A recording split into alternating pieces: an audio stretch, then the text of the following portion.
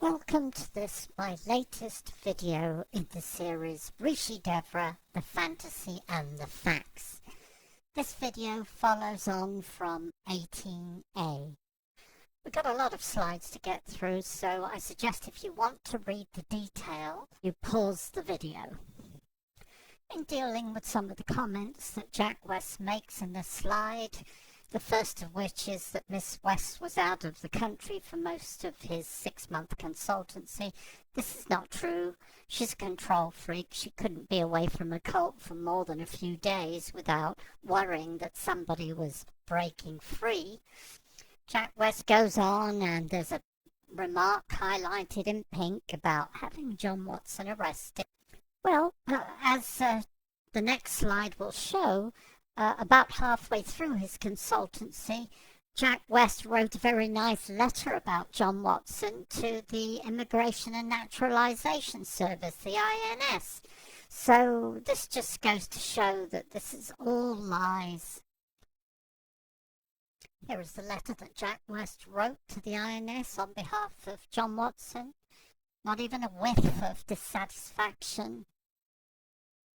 Dr. West never worked 7 days a week to uplift and improve the lives of others. In fact, there's a mountain of evidence to show that every person's life she touched was immeasurably worse off for the interaction. Whatever Jack West says about the charity and why it was formed, in reality, what it was a massive vacuum cleaner that sucked in employees and students who were pressured to fundraise, give of their own resources to Miss West, and all the money moved upwards to her.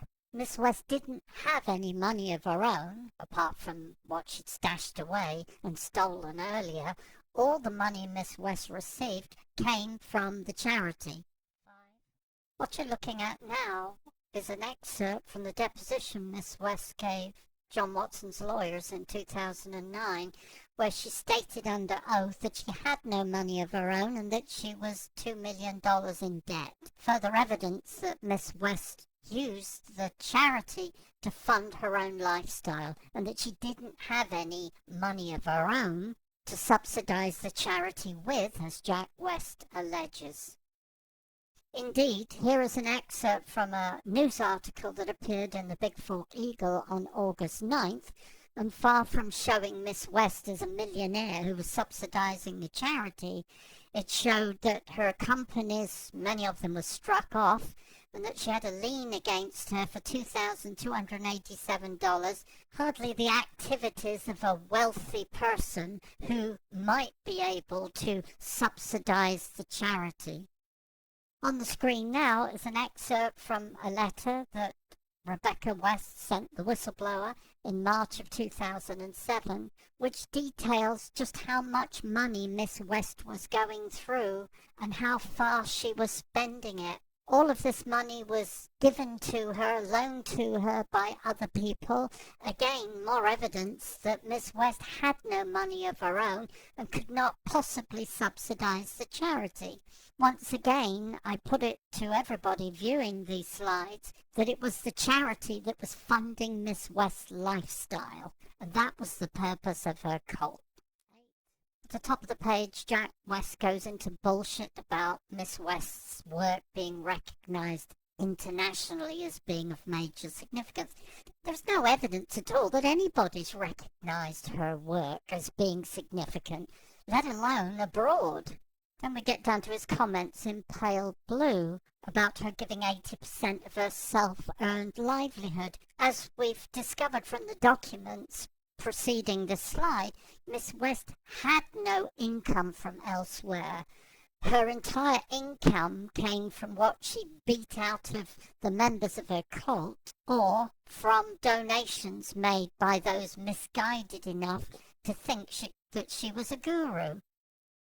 Here is an excerpt from an email that A.J. White gave John Watson to use in his lawsuit. She describes the charity as a fly-by-the-seat-of-your-pants organization, always at the whim of Devra West. She talked about how she tried to track money coming into the charity, but she got no cooperation from Devra or Jack West in that endeavour, who wanted to keep the finances secret to themselves. When A.J. White asked her about the charity's monies and why she thought that they belonged to her, Miss West stated that how important she was and how the charity wouldn't exist without her. At the top of the slide, Jack West goes on about Watson failing to take into account the cost of running the programs. As the document from A.J. White shows, the income generated from fundraising and from attendance fees to these events was more than enough to cover the overheads of the charity. In fact, there was always a surplus which Miss West pocketed herself and then left behind a trail of invoices for what she called unpaid wages. Miss West wasn't sucked dry, everybody else was sucked dry. Everybody in the charity was constantly being pressed to fundraise or give out of their own funds for Miss West's good causes. Everybody in the end knowing that none of this money was ever going to go to the causes espoused, but straight into Miss West's own pocket. Jack West's statement at the bottom of the page, highlighted yellow, that Miss West gave many millions of dollars via the proceeds from her teaching activities is just rubbish. She didn't have any teaching activities outside the charity. If she had had millions of dollars of income from elsewhere, then she would not have needed to have bled the charity dry or pressurized Dr. Williams and other donors into constantly giving her tens or hundreds of thousands of dollars. Miss West did not resign at the beginning of 2003. Miss West resigned when the charity was struck off, after the Secretary of State for Montana discovered that she and Jack West were defrauding the charity. And as for leaving behind a large debt, what Miss West did do was create a load of false invoices for so-called unpaid wages that weren't real and weren't appropriate, but she piled them up knowing one day that the charity would be collapsed and she would be able to use those invoices to steal the property away from the charity. And that's exactly what happened. Later on in Lakeside, Miss West did the same thing.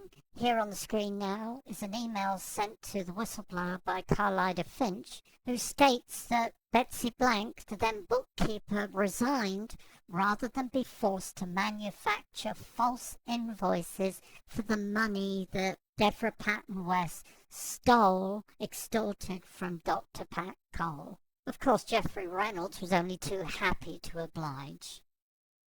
The idea that the board of directors would transfer ownership of the retreat centre to Devra West by unanimous vote of its own free will is just totally ludicrous. Devra Patton West is a tyrant. Nobody had a vote. Nobody had a free voice there. She did as she wanted to do, without regard to the consequences to others. Jack West goes on to assure everybody that she did not want to ask for the transfer. Oh, it must have been a complete coincidence that she had a personal trust standing by into which she could put the property to stop anybody else getting it. The reason the non-profit ran into ill repair and substantial debt, if that occurred at all, as well as defaulting on its mortgage and loan payments, if that occurred at all, is because Miss West bled the charity dry. The other thing she did was, after Mike Hendrickson gave a $200,000 guarantee to the charity's bank account, was empty that bank account into the same personal trust fund that she put the property. Devra Patton West is a thief.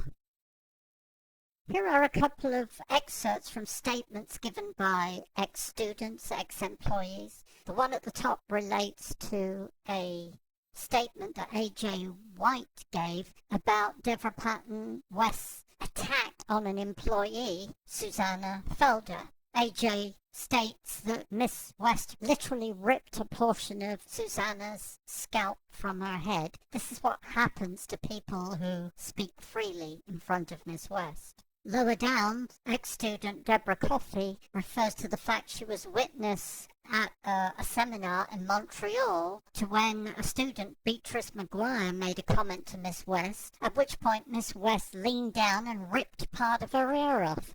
Yet again, further evidence of what happens to people who speak freely around Miss West.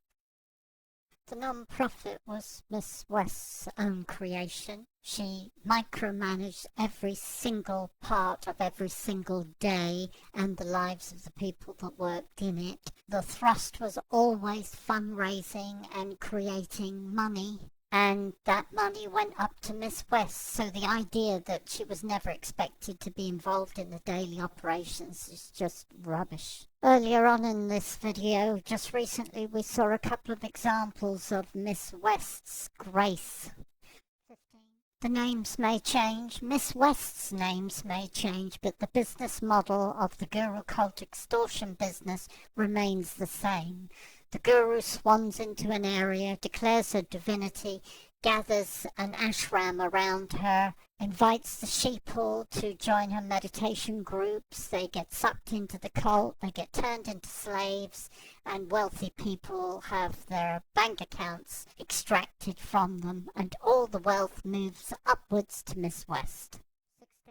There are so many slights against the whistleblower John Watson on here, I'm not even going to bother responding to them, except for the comments on the screen. I suggest that viewers pause this video and go listen to the interview between Miss West and Mr. Watson in March of 2003, where Miss West welcomed Mr. Watson working for her and even described him as Prince Charming. All the evidence points to the fact that Miss West not only committed the crimes that the newspapers allege, but that she and her cult members started a campaign of character assassinations and intimidation and propaganda to, if you like, overwhelm the truth with their version of reality in the hope that if they said it often enough, their lies would become truth. 18. Mr. Watson did see Miss West in the end as a criminal genius, but the cash cow, if you like, was the guru cult extortion business, as described in the diagram earlier. There are so many documents available from employees and students which affirm the fact that Miss West was running a cult for the purposes of extracting money from those unfortunate enough to be trapped into the cult to fund her lifestyle with. At the top of this page, Jack West uses the phrase, assault accusations, the remarkable truth. Well, the remarkable truth, in spite of whatever lies Jack West pushes forward, is that Miss West did assault Dr. Cole. Miss West wrote to every member on her mailing list confirming she had assaulted her and sought to justify the assault by saying that Dr. Cole was a Nazi in a previous lifetime. Miss West was eventually convicted of that assault. Period. End of story. And here we have some excerpts from Miss West's missive, the missive she wrote to her mailing list, wherein she admitted that she had assaulted Dr. Cole. After Miss West was convicted of assault and it was announced in the local papers, some of the cult members complained to the editor that Miss West had never admitted her guilt, hence the reply that you see on the screen now from the editor of the Whitefish Pilot. In his penultimate paragraph, Jack West heads that paragraph with "the truth will prevail," this test of discernment. Of course, the truth is still available and is prevailing. And that is what the cult, and Miss West in particular, have gone to such lengths to squash and keep away from public view. Jack West is a prolific liar. He makes Jeffrey Reynolds look like a rank amateur. There aren't enough lies in the world to hide the fact that Devra Patton West is a dangerous psychopath and who should be locked up in a mental institution. So the cult got out of Montana with nobody going to jail. That was a miracle. Of course, Miss West and Jack West in particular would say that they're not the problem. It's the truthers that are causing all the problems. Please be sure to like my video and please help me make it go viral.